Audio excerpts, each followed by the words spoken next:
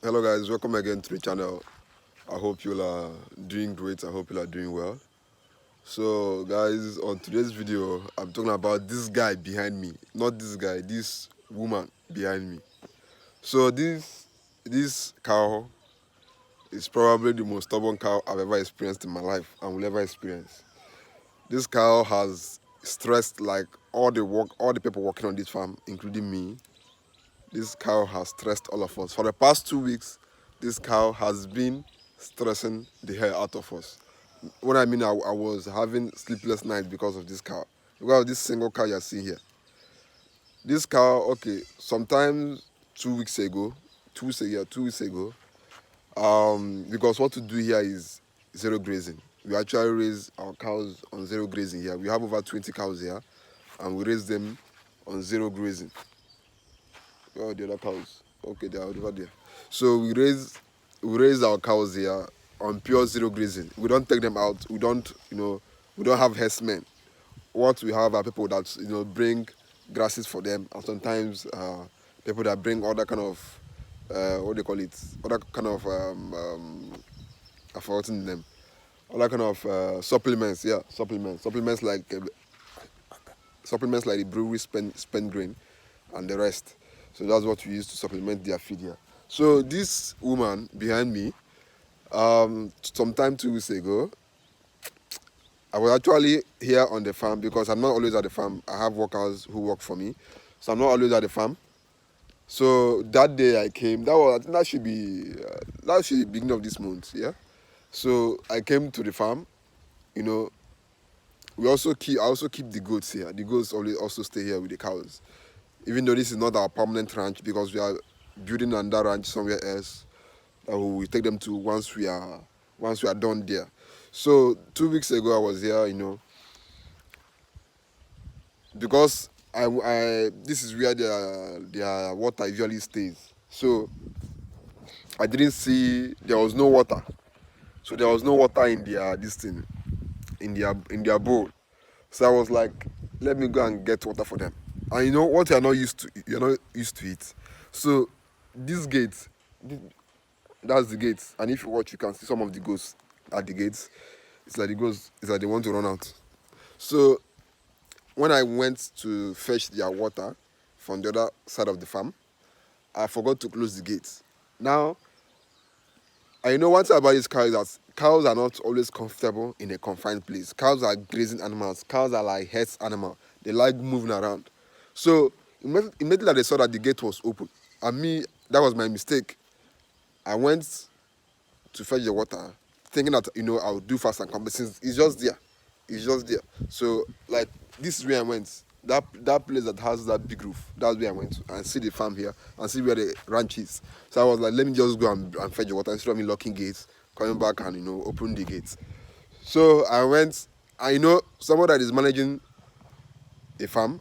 I have a pig section, I have a goat section. So when I went to fetch the water, because one thing is that as a farmer, even if you are the manager, as far as you are doing farming, you have to get involved in the process, not just to employ workers and they work for you and feel that you are doing farming. Farming is all about you having the passion to get into the process. So that's what I always feel like I should get in the process. I should work almost like my workers. So so I went to fetch the water, and one of my workers called me to do something, to look at, say, I think it should be a pig. So I forgot that the gate was open. So I left the farm gate open. So all these cows, over 20 cows, roamed out of the gate. I know these cows are not like they're not like the Fulani cows that you can easily control. These are like native cows. These are native cows. So they're not used to, hearing certain commands or certain, let's say, I don't know how these Fulani herdsmen speak to their cows, but these ones, there's no actual way for you to speak to them. So when they went out, we were like trying to chase them back in. They were just running around the whole let's say community where this farm is. So they were just running around. To brought almost all of them back, except where is that cow? Uh, Except that woman over there. If I go near the cow now, it will run. But let me go near it. I'm very sure it will run. It will run. See it there. That one over there. That big cow over there. So all the cows came back into the farm, except that one. This cow literally stressed. I had to sleep in the farm because I don't usually sleep in the farm. So I had to sleep in the farm that night just to make sure that the next morning we'll continue chasing the cow and see if we chase it inside the compound. So it did not happen. Instead, the cow ran far. So I was like, instead of us to chase this cow and chase it out of very far, instead of us to chase this cow and chase it very far, let's leave it and see if it will come back, because cows are naturally herd animals, so they like staying where their fellow cows are. So we left it. So what it was doing was that, this is a fenced area. So what it was doing was that it should be hearing the voice of its fellow cows. So what it will be doing that is that it will be going behind the fences, inside those bushes. It will be going behind the fences, and instead of it, and we opened this gate. We opened the gate thinking that, after a while it will come back by itself. But what we didn't know was that the cow was actually very, very, very stubborn. It never had plans of coming back. So we are like, since we have chased this thing, I mobilized many people to chase it, but it's all to no avail. It couldn't be caught. It was just running like, man, if there's any cow that can run, it should be that cow. It should be given a medal of in fact, that cow is a sprinter. So, to cut the long story short, we had to break the fence, because the cow was always, I don't know if you can see that new patch on the fence.